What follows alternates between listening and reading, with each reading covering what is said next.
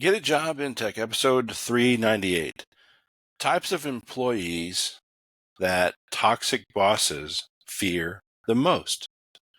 Number one, the independent thinkers. They hate employees who think for themselves instead of blindly following.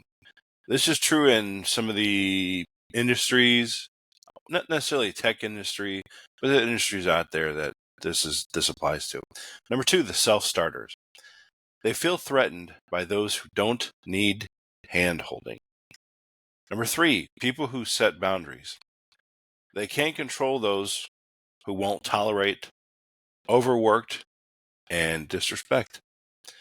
Number four, truth tellers. They fear those who expose bad leadership and unfair practices. Number five, high performers. They don't like employees who shine too brightly.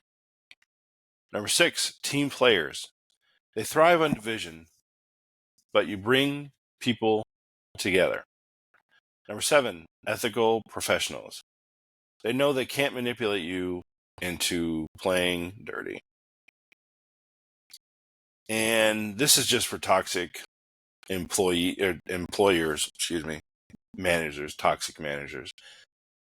If you're not a toxic boss, then this doesn't apply to you. This is only for toxic employees.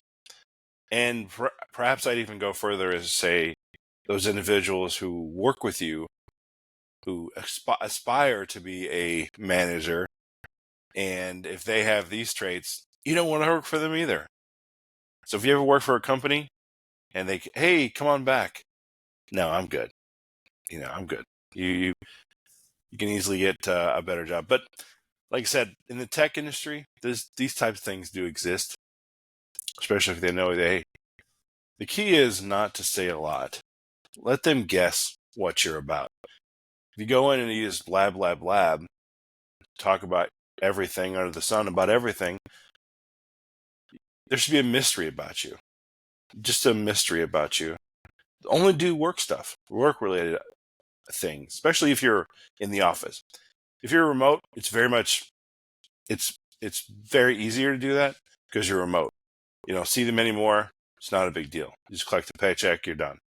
But if you have to be in the office, don't talk too much. And then you'll know, and you kind of gauge the leadership, and don't talk. There also might be let's call them a co-worker, basically, who would be toxic as well.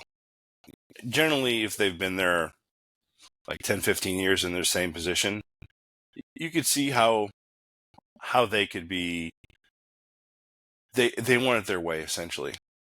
And you see this sometimes in some industries where, for example, they share PDF files between each other. They'll email you a PDF, and I'll look at the PDF, okay, fine. Maybe I'll make an update or not.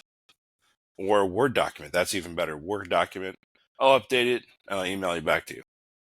Well, if you share that a lot, that's not a viable solution that's gonna last a ton of time.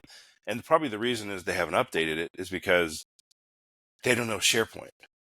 They don't know how that works. And so they've used the old way before, which is really inefficient because you can't update it. You don't know who's updating it. All you know is I'm emailing it. So you're relying on someone to receive the email to update it and then send it back. Versus if you have a SharePoint site, you can see when the person updated it, who's the latest update. It's just a far better way to do things. Just an example of something a toxic leader would do, not to want to change.